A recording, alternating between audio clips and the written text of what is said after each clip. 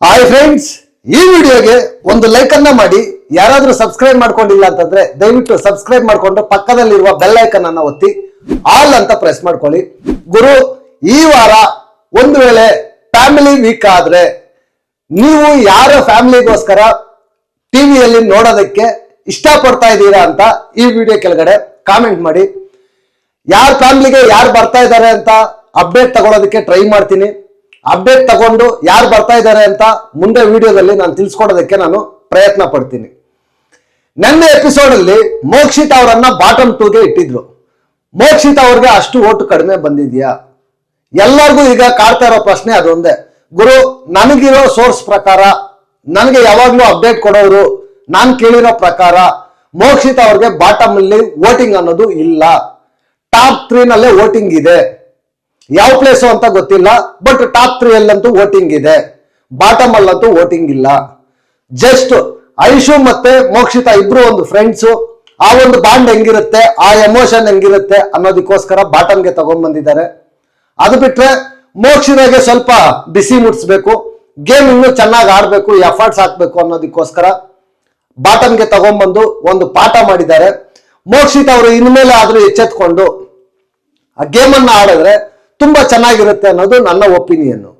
Next, Bigg Boss ಇತಿಹಾಸದಲ್ಲೇನೆ one of the best best best elimination ಅಂತಂದ್ರೆ ಐಶ್ವರ್ಯ ಅವ್ರದ್ದು. ಗುರು, ಏನ್ ಗುರು ಆ ಎಮೋಷನ್!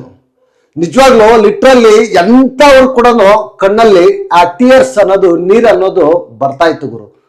ಆ ಬಿಗ್ ಬಾಸ್ ಲೆಟರು, ಆ ಬಿಗ್ ಬಾಸ್ ಮಾತಾಡಿದ ಮಾತುಗಳು, ತವ್ರ ಮನೆಯಿಂದ ಹೋಗ್ತಾ ಇದೀಯಮ್ಮ ಅಂತ ಹೇಳಿದ್ದು, ನಿಜವಾಗ್ಲೂ ಹೋಗಿ ಬಾ ಮಗಳೇ ಅಂತ ಹೇಳಿದ್ದು, ಲಿಟ್ರಲಿ ಗೂಸ್ ಬಂಪ್ಸ್ ಗುರು. ಒಂದೊಂದು ವರ್ಡುನು ಎಷ್ಟು ಕೋಟಿ ರೂಪಾಯಿ ಕೊಟ್ಟರು ಕೂಡ ಸಿಗಲ್ಲ ಗುರು. ಆ ತರ ಪದಗಳು ಸಿಗೋದಿಲ್ಲ. ಅದು ಎಕ್ಸ್ಪೆಷಲಿ ಬಿಗ್ ಬಾಸ್ ಕಡೆಯಿಂದ ಸಿಗೋದು ಅಂತಂದ್ರೆ ಯಾರಾದ್ರೂ ನಂತರ ನಿಜವಾಗ್ಲೂ ಗೂಸ್ ಬಂಪ್ಸ್ ಅಂತ ಹೇಳ್ಬೋದು.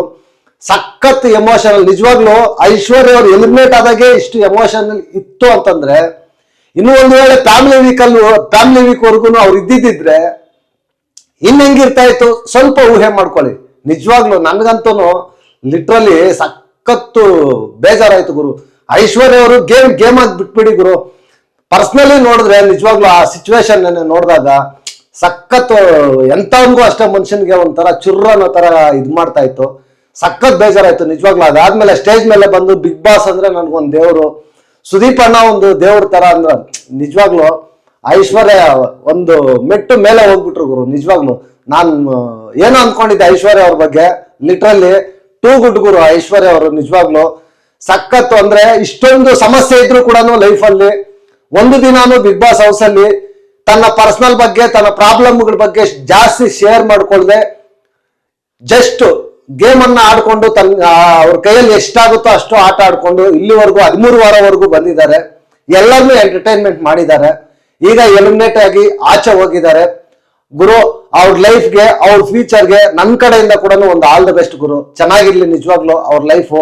ನಿಜವಾಗ್ಲು ನಾನು ಎಷ್ಟೋ ಸೀಸನ್ಸ್ ನೋಡಿದ್ದೀನಿ ಗುರು, ಕನ್ನಡದಲ್ಲಂತಲ್ಲ, ತೆಲುಗುದಲ್ಲಾಗಿರ್ಬೋದು, ತಮಿಳಲ್ಲಾಗಿರ್ಬೋದು, ಹಿಂದಿಯಲ್ಲಾಗಿರ್ಬೋದು. ಬಟ್ ಯಾವ ಬಿಗ್ ಬಾಸ್ ಅಲ್ಲೂ ಕೂಡ ಈ ತರ ಎಮೋಷನಲ್ ಎಲಿಮಿನೇಷನ್ ಅನ್ನೋದು, ಅದು ಎಕ್ಸ್ಪೆಷಲಿ ಬಿಗ್ ಬಾಸ್ ಕಡೆಯಿಂದ ವರ್ಡ್ಸ್ ಅನ್ನೋದು ಬಂದಿಲ್ಲ ಗುರು. ಸೀಸನ್ 6 ಅಲ್ಲಿ ನಮ್ಮ ಕರ್ನಾಟಕದವರೇ ಅಂದ್ರೆ ಕೀರ್ತಿ ಭಟ್ ಅಂತ ಒಬ್ರು ಇದ್ರು ತೆಲುಗುನಲ್ಲಿ. ಬಟ್ ಅವ್ರು ಎಲಿಮಿನೇಟ್ ಆದಾಗೂ ಅಷ್ಟೇ ಗುರು. ಅವರು ಬಟ್ ಫ್ಯಾಮಿಲಿದೆಲ್ಲ ಶೇರ್ ಮಾಡಿದ್ರಿ, ಯಾರು ಇಲ್ಲ ಅಂತ. ಸೇಮ್ ಇದೆ ಸಿಚುವೇಶನ್. ಫ್ಯಾಮಿಲಿ ವೀಕಲ್ ಕೂಡ ಅವ್ರಿಗೆ ಯಾರು ಇರ್ಲಿಲ್ಲ, ಬಟ್ ಅವ್ರ ಫ್ರೆಂಡ್ ಬಂದಿದ್ರು, ಮಹೇಶ್ ಅಂತ ಅಂದ್ಬಿಟ್ಟು ಒಬ್ರು ಬಂದಿದ್ರು. ಬಟ್ ಆದ್ರೂ ಕೂಡ ಅವ್ರು ಎಲಿಮಿನೇಟ್ ಆದಾಗ ಬಿಗ್ ಬಾಸ್ ಈ ತರ ಒಂದು ಅಪ್ರಿಸಿಯೇಷನ್ ಆಗಿರ್ಬೋದು, ಈ ತರ ಒಂದು ಬಾಂಧವ್ಯ, ಬಾಂಡಿಂಗ್ ಅನ್ನೋದು, ಎಮೋಷನಲ್ ಅನ್ನೋದು ಬಿಗ್ ಬಾಸ್ ತೋರಿಸ್ಕೊಟ್ಟಿಲ್ಲ. ನಾರ್ಮಲ್ ಆಗಿ ಜಸ್ಟ್ ಒಂದು ಎಲಿಮಿನೇಷನ್ ಮಾಡಿ ಕಳಿಸ್ಬಿಟ್ರು ಅಷ್ಟೇ. ಬಟ್ ಆದ್ರೆ ಕನ್ನಡದಲ್ಲಂತೂ ನಿಜವಾಗ್ಲು ಹ್ಯಾಟ್ಸ್ ಆಫ್ ಗುರು ಬಿಗ್ ಬಾಸ್ಗೆ. ನಿಜವಾಗ್ಲು ಅವರು ನೆನ್ನೆ ಸ್ಟ್ಯಾಂಡ್ ತಗೊಂಡು ಮಾತಾಡಿದ ಮಾತುಗಳು, ಆ ಲೆಟರ್ಗಳು ನಿಜವಾಗ್ಲು ಓದ್ತಾ ಇದ್ರೆ ತ್ರಿವಿಕ್ರಮ್ ಒಂದ್ ಕಡೆ, ಭವ್ಯ ಒಂದ್ ಕಡೆ, ಅವರೇ ಎಮೋಷನ್ ಆಗ್ತಾ ಇದ್ದಾರೆ. ಸಖತ್ತು ಲಿಟ್ರಲಿ ಬೇಜಾರಾಯ್ತು ಗುರು ನನ್ಗಂತೂ. ಬಟ್ ಎನಿವೇ, ಇದು ಗೇಮು, ಎಲಿಮಿನೇಷನ್ ಆಗ್ಲೇಬೇಕು, ಆಗೋದು ಒಬ್ಬರೇ ವಿನ್ನರು. ಮುಂದೆ ಮುಂದೆ ಮೂವ್ ಆನ್ ಆಗ್ತಾ ಇರ್ಬೇಕು ಅಷ್ಟೇ ಗುರು, ಏನು ಮಾಡಕ್ಕಾಗಲ್ಲ. ಇದು ಒಂದು ಶೋ. ಈ ಶೋ ಇಂದ ನಮ್ಗೇನಾಗುತ್ತೆ, ಲೈಫ್ಗೆ ಯೂಸ್ ಆಗುತ್ತೆ, ಅದನ್ನ ನೋಡಿ ನಾವು ಕಲಿಬೇಕಷ್ಟೇ.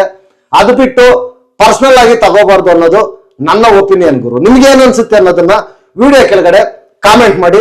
ಅದೆಲ್ಲ ನೆಕ್ಸ್ಟ್ ಆದ್ಮೇಲೆ ಈ ಗೇಮ್ ಒಂದು ಆಡಿಸ್ತಾರೆ ಗುರು. ಯಾವುದು ಹೊಸ ವರ್ಷ ಬರ್ತಾ ಇದೆ, ನಿಮ್ಮಲ್ಲಿ ಇರ್ತಕ್ಕಂಥ ಒಂದು ಗಿಫ್ಟ್ ಅನ್ನ ಕೊಟ್ಟು ಅವ್ರಿಗೆ, ಅಂದ್ರೆ ನಿಮ್ಗೆ ಯಾರಿಗಾದ್ರೂ ಗಿಫ್ಟ್ ಕೊಡ್ಬೋದು, ಗಿಫ್ಟ್ ಕೊಟ್ಬಿಟ್ಟು ಏನ್ ಹೇಳೋದಕ್ಕೆ ಇಷ್ಟಪಡ್ತೀರಾ ಅಂತ ಅಂದ್ಬಿಟ್ಟು ಹೇಳ್ತಾರೆ. ನಿಜವಾಗ್ಲೂ ಇಲ್ಲಂತೂ ಚೈತ್ರಕ್ಕ ಅವರು ಸೂಪರ್ ಸೂಪರ್ ಸೂಪರ್ ಅನ್ಸಿದ್ರು ಗುರು. ನಾನೇನೋ ಅನ್ಕೊಂಡಿದ್ದೆ ಚೈತ್ರಕ್ಕ ಅವ್ರ ಬಗ್ಗೆ, ಬಟ್ ನೆನ್ನೆ ನಾನು ಅನ್ಕೊಂಡಿದ್ದೆಲ್ಲ ರಾಂಗ್ ಅಂತ ಪ್ರೂವ್ ಮಾಡಿದ್ರು ಗುರು. ನಿಜವಾಗ್ಲೂ ಐಶ್ವರ್ಯ ಅವ್ರಿಗೆ ಆ ಸೀರೆದು ಆ ಒಂದು ಪಿನ್ ಅನ್ನ ಕೊಟ್ಟು ತಾಯಿ ಬಗ್ಗೆ ಎಲ್ಲ ಮಾತಾಡ್ತಾರೆ. ನಮ್ಮ ಮನೆಗಳಲ್ಲಿ ಏನಾದ್ರೂ ಆಗಿ ಮನೆಗೆ ಹೋದ್ರೆ ತಾಯಿ ಇರ್ತಾರೆ ಮಾತಾಡೋದಕ್ಕೆ, ಬಟ್ ಐಶ್ವರ್ಯ ಮನೆಯಲ್ಲಿ ಯಾರು ಇಲ್ಲ, ಹೆಂಗಿರ್ತಾರೆ ನಿಜವಾಗ್ಲೂ ಲಿಟ್ರಲಿ ಅವ್ರು ಮಾತಾಡಿದ ಮಾತುಗಳಿಗಂತೂ ಚೈತ್ರಕ್ಕ ಟೂ ಗುಡ್ ಅಂತ ಅನಿಸ್ತು. ಅದೇ ರೀತಿ ತ್ರಿವಿಕ್ರಮ್ ಮತ್ತೆ ಭವ್ಯ ಅವ್ರ ಬಾಂಡಿಂಗ್ ಗುರು ಜೆನ್ಯೂನ್ ಆಗಿ ಆ ತ್ರಿವ್ಯ ಬಾಂಡಿಂಗ್ ಅನ್ನೋದು ಸಕ್ಕದಾಗಿದೆ ಗುರು. ಯಾರು ಏನಾದ್ರು ಅನ್ಕೋಬಹುದು, ಅದು ಫನ್ ಆಗಿ ಹೋಯ್ತು ಅಷ್ಟೇ, ಬಟ್ ಆದ್ರೆ ಮನ್ಸಿಂದ ಅವ್ರಿಬ್ಬರು ಬಾಂಡಿಂಗ್ ಕೂಡ ತುಂಬಾ ಚೆನ್ನಾಗಿದೆ. ಆ ಕಡೆ ಹನುಮಂತಣ್ಣ ಮತ್ತೆ ಧನರಾಜ್ ಅವರು ಇಬ್ಬರು ಬಾಂಡಿಂಗು ಅಷ್ಟೇ. ಆ ಕಡೆ ಹನುಮಂತಣ್ಣ ದೋಸ್ತ ಆಗಿರೋ ಅಂತ ಕೊಟ್ಟಿರೋದಾಗಿರ್ಬೋದು, ಈ ಕಡೆ ನಮ್ಮ ಧನರಾಜ್ ಅವರ ಚಿನ್ನದ ಚೈನ್ ತುಣುಕನ್ನ ಕೊಟ್ಟಿದ್ದಾಗಿರ್ಬೋದು. ನಿಜವಾಗ್ಲು ಅವ್ರ ಬಾಂಡಿಂಗ್ ಅಂತೂ ಸಕ್ಕದಾಗಿತ್ತು ಗುರು. ಒಬ್ರಿಗೊಬ್ರಿಗಂತೂ ಟೂ ಗುಡ್ ಅಂತ ಹೇಳ್ಬೋದು. ಇದೇ ತರ ಮುಂದೆ ಕೂಡ ಬಿಬಿ ಬಿಟ್ಟ ಮೇಲೆ ನೆಕ್ಸ್ಟ್ ಕೂಡ ಮುಂದೆ ಕಂಟಿನ್ಯೂ ಆದ್ರೆ ತುಂಬಾ ಚೆನ್ನಾಗಿರುತ್ತೆ ಅನ್ನೋದು ನನ್ನ ಒಪಿನಿಯನ್. ಅದೆಲ್ಲ ಆದ್ಮೇಲೆ 2025ಗೆ 2025ಗೆ ಏನ್ ಚೇಂಜ್ ಮಾಡ್ಕೋಬೇಕು ಅಂತ ಅಂದ್ಬಿಟ್ಟು ಕೇಳ್ತಾರೆ. ಬಟ್ ಇಲ್ಲಿ ಎಲ್ಲಾನು ಜಾಸ್ತಿ ರಜತ್ ಅವ್ರಿಗೆ ಹೇಳ್ತಾರೆ, ಮೋಕ್ಷಿತಾಗೆ ಇಬ್ರು ಹೇಳ್ತಾರೆ, ಮತ್ತೆ ಚೈತ್ರಾಗೆ ಹೇಳ್ತಾರೆ. ಎಲ್ಲ ಈ ತರ ಇದ್ ಮಾಡ್ತಾ ಇರ್ಬೇಕಾದ್ರೆ, ಬಟ್ ನನ್ಗೇನಪ್ಪ ಅನಿಸ್ತು ಇಲ್ಲಿ ಅಂತಂದ್ರೆ ರಜತ್ ಅವ್ರಿಗೆ ಕೊಟ್ಟಿರೋ ಪಾಯಿಂಟ್ಗಳೆಲ್ಲ ವ್ಯಾಲಿಡ್. ಎಕ್ಸ್ಪೆಷಲಿ ಇಲ್ಲಿ ಹನುಮಂತಣ್ಣ ಒಂದು ಹಾಡನ್ನ ಹಾಡಿ ರಜತ್ ಅವ್ರಿಗೆ ಪಾಯಿಂಟ್ ಕೊಟ್ಟು ಆ ಪ್ಲೇಟ್ ಅನ್ನ ಬ್ರೋಕ್ ಮಾಡ್ತಾನೆ. ತುಂಬಾ ಸಖತ್ತಾಗಿತ್ತು, ಅರ್ಥಪೂರ್ಣವಾಗಿತ್ತು. ಹನುಮಂತಣ್ಣ ಸೂಪರ್ ಅಂತ ಅನಿಸ್ತು ನನಗಂತೂ.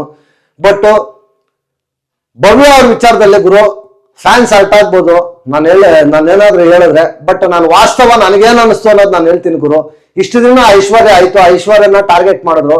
ಅವ್ರು ಹೋದಾಗ ಲೆಟರ್ ಓದಿದಾಗ ಕಣ್ಣಲ್ಲಿ ಎಮೋಷನಲ್ ಆಗಿ ನೀರ್ ಹಾಕಿದ್ರು. ಬಟ್ ಆದ್ರೆ ಈಗ ಐಶ್ವರ್ಯ ಆಯ್ತು, ನೆಕ್ಸ್ಟ್ ಮೋಕ್ಷಿತ ಅನ್ನೋ ತರ ಇದೆ ಗುರು ಅವ್ರದ್ದು, ಭವ್ಯ ಅವ್ರದ್ದು. ಯಾಕೆ ಅಂತಂದ್ರೆ ಅವ್ರು ಸ್ಟ್ಯಾಂಡ್ ತಗೊಂಡಿಲ್ಲ ಅಂತ ಅಂದ್ಬಿಟ್ಟು ಈಗ್ಲೂ ಕೂಡ ಅವ್ರ ಮೇಲೆನೆ ಇದ್ ಮಾಡ್ತಾ ಇದ್ದಾರೆ. ಬಟ್ ಅವ್ರು ಮಾಡಿರೋ ತಪ್ಪನ್ನ ಅವ್ರು ಅಕ್ಸೆಪ್ಟ್ ಮಾಡ್ಕೊಂತ ಇಲ್ಲ ಗುರು. ಅಕ್ಸೆಪ್ಟ್ ಮಾಡ್ಕೊಂಡು ಮುಂದಕ್ಕೆ ಮೂವ್ ಆನ್ ಆದ್ರೆ ಅದಕ್ಕಿಂತ ಬುದ್ಧಿವಂತರು ಯಾರು ಇಲ್ಲ. ಫ್ಯಾಮಿಲಿ ವೀಕ್ ಅಲ್ಲಿ ಅವ್ರ ಫ್ಯಾಮಿಲಿ ಮೆಂಬರ್ಸ್ ಯಾರಾದ್ರೂ ಹೋಗ್ತಾ ಇದ್ರೆ ದಯವಿಟ್ಟು ಭವ್ಯ ಅವ್ರಿಗೆ ಅದನ್ನ ಹೇಳಿ, ಅಕ್ಸೆಪ್ಟ್ ಮಾಡ್ಕೊಂಡ್ಬಿಟ್ಟು ಮುಂದಕ್ಕೆ ಗೇಮ್ ಅನ್ನ ಆಡಕ ಹೇಳಿ. ಇಲ್ಲ ಅಂತಂದ್ರೆ ಹಿಂದೆ ಆಡ್ಕೊಂಡ್ ಬಂದಿರೋದೆಲ್ಲ ನೆಗೆಟಿವ್ ಆಗುತ್ತೆ ಅಷ್ಟೇ. ಇದೊಂದೇ ನೆನಪಿರುತ್ತೆ, ಚೆನ್ನಾಗ್ ಆಡಿರೋದೆಲ್ಲ ನೆನಪಿರಲ್ಲ, ಅವ್ರ ಎಫರ್ಟ್ಸ್ಗೆ ಬೆಲೆ ಇರಲ್ಲ. ಅವ್ರು ಚೇಂಜ್ ಮಾಡ್ಕೋಬೇಕು ಗುರು. ಇದನ್ನೊಂದು ಅಕ್ಸೆಪ್ಟ್ ಮಾಡ್ಕೊಬಿಟ್ಟಿದ್ರೆ, ಹೌದು ಸರ್ ನನ್ ಮಿಸ್ಟೇಕೆ ಅಂತ ಒಂದು ಮಾತು ಅಂದ್ಬಿಟ್ಟಿದ್ರೆ ಇಷ್ಟು ಕ್ಲಾಸೇ ಇರ್ತಾ ಇರ್ಲಿಲ್ಲ ಅವ್ರಿಗೆ. ಸುದೀಪ್ ಅಣ್ಣ ಕೈಯಲ್ಲಿ ಇದು ಇರ್ತಾ ಇರ್ಲಿಲ್ಲ. ಆ ಕಡೆ ಆ ಕ್ಯಾಪ್ಟನ್ಸಿನ ಬಿಟ್ಬಿಟ್ಟು ಇವ್ರ ನಾಮಿನೇಷನ್ಸ್ ಬಂದಿದ್ರೆ ಇವ್ರಿಗೆ ಪ್ಲಸ್ ಆಗಿರೋದು. ವೋಟಿಂಗು ಯಾವಾಗ್ಲೂ ಫ್ಯಾನ್ಸ್ ಆಗ್ತಾ ಇರೋರು, ಅಡಿಕ್ಟ್ ಆಗಿರೋರು ತುಂಬಾ ಚೆನ್ನಾಗಿರೋದು. ಈಗ 3 ವಾರದಿಂದ ವೋಟಿಂಗ್ ಅಲ್ಲಿ ಇಲ್ಲ ಅಂದ್ರೆ ಬೇರೆಯವ್ರಿಗೆ ಶಿಫ್ಟ್ ಆಗಿರ್ತಾರೆ ಫ್ಯಾನ್ಸ್. ಒಂದ್ಸಲ 2 ಸಲ ಅಡಿಕ್ಟ್ ಆದ್ರು ಬೇರೆಯವ್ರಿಗೆ ಅಂತಂದ್ರೆ ಮತ್ತೆ ಇವ್ರ ಕಡೆ ಇದಾಗೋದು ತುಂಬಾ ಕಷ್ಟ ಗುರು. ಲಿಟ್ರಲಿ ತುಂಬಾ ಸಖತ್ತು ಬೇಜಾರಾಯ್ತು ಭವ್ಯ ಅವ್ರ ವಿಚಾರದಲ್ಲಿ. ಬಟ್ ಆದ್ರೂ ತ್ರಿವಿಕ್ರಮ್ ಅವರು ಅವ್ರಿಗೆ ಚೆನ್ನಾಗಿ ಅವ್ರ ಬಾಂಡಿಂಗ್ ಅಲ್ಲಿ ಹೇಳ್ತಾ ಇದಾರೆ, ಅರ್ಥ ಮಾಡ್ಕೊಂತ ಇಲ್ಲ. ನೋಡ್ಬೇಕು ಎಲ್ಲಿ ಹೋಗುತ್ತೆ ಏನು ಅಂತ ಅಂದ್ಬಿಟ್ಟು. ನಿಜವಾಗ್ಲು ಸಕ್ಕದಾಗಿ. ಮತ್ತೆ ಈ ಕಡೆ ಧನರಾಜು ಮತ್ತೆ ಹನುಮಂತಣ್ಣ ಅವ್ರ ಬಾಂಡಿಂಗ್ ಅಷ್ಟೇ ಟೂ ಗುಡ್, ಸೂಪರ್ ಆಗಿತ್ತು ಗುರು. ಅದಾದ್ಮೇಲೆ ಒಂದು ಫನ್ ಟಾಸ್ಕ್ ಒಂದು ನಡೆಯುತ್ತೆ. ಯಾವ್ದು ರಸಗುಲ್ಲ ಒಂದು ಬಾಯಲ್ಲಿ ಇಟ್ಕೊಂಡು ಹಾಡನ್ನ ಗೆಸ್ ಮಾಡ್ಬೇಕು, ಅಂದ್ರೆ ಡ್ಯಾನ್ಸ್ ಮಾಡ್ಬೇಕು. ಆ ಡ್ಯಾನ್ಸ್ ಮುಖಾಂತರ ಅವ್ರು ಗೆಸ್ ಮಾಡ್ಬೇಕು. ನಿಜವಾಗ್ಲೂ ಇಲ್ಲಂತೂ ಮಂಜಣ್ಣಗೆ ಗ್ರೇ ಏರಿಯಾ ಹುಡುಕಿದ್ದಕ್ಕೆ ಸುದೀಪ್ ಅಣ್ಣ ಒಂದು ರಸಗುಲ್ಲ ಯಾವಾಗ್ಲೂ ಬಾಯಲ್ಲಿ ಇಟ್ಕೋಬೇಕು ಅಂತ ಹೇಳ್ತಾರೆ. ಇದೇ ಅನ್ಸುತ್ತೆ ಬಾಯಿಗೆ ಬರ್ಸೋದು ಅಂತಂದ್ರೆ ಅಲ್ವಾ. ನನಗಂತೂ ಸಖತ್ ಫನ್ ಆಗಿತ್ತು. ಏನೇ ಮಾತಾಡ್ಬೇಕು ಅಂದ್ರು ಅದೇ ತರ ಮಾತಾಡುವ ಅಂತ ಹೇಳ್ಬಿಟ್ಟು ಮಂಜಣ್ಣ ಬಗ್ಗೆ ಹೇಳ್ತಾ ಇದ್ರು. ನಿಜವಾಗ್ಲೂ ಟೂ ಗುಡ್ ಅಂತ ಹೇಳ್ತು. ಓವರ್ ಆಲ್ ಎಪಿಸೋಡ್ ನೋಡಿದಾಗ one of the best episode ಅಂತ ನನ್ಗೆ ಅನಿಸ್ತು ಗುರು. ಎಕ್ಸ್ಪೆಷಲಿ ಆ ಎಲಿಮಿನೇಷನ್ ಪಾರ್ಟ್ ಏನಿದೆಯೋ ಎಲ್ಲರಿಗೂ ಪ್ರತಿಯೊಬ್ಬರಿಗೂ ಹಾರ್ಟ್ ಟಚಿಂಗ್ ಆಗಿರುತ್ತೆ ಅಂತ ನಾನು ಅಂದ್ಕೊಂಡಿದ್ದೀನಿ. ಯಾರಿಗೆಲ್ಲ ಹಾರ್ಟ್ ಟಚಿಂಗ್ ಅಂತ ಅನಿಸ್ತು ದಯವಿಟ್ಟು ಈ ವಿಡಿಯೋ ಕೆಳಗಡೆ ಕಾಮೆಂಟ್ ಮಾಡಿ, ವಿಡಿಯೋಗೆ ಮರೀದೆ ಒಂದು ಲೈಕ್ ಅನ್ನ ಮಾಡಿ ಅಂತ ಹೇಳ್ತಾ ಈ ವಿಡಿಯೋನ ನಾನು ಇಲ್ಲಿಗೆ ಮುಗಿಸ್ತಾ ಇದ್ದೀನಿ. ನೆಕ್ಸ್ಟ್ ವಿಡಿಯೋದಲ್ಲಿ ಸಿಗೋಣ. Until take care, bye bye, ನಮಸ್ತೆ.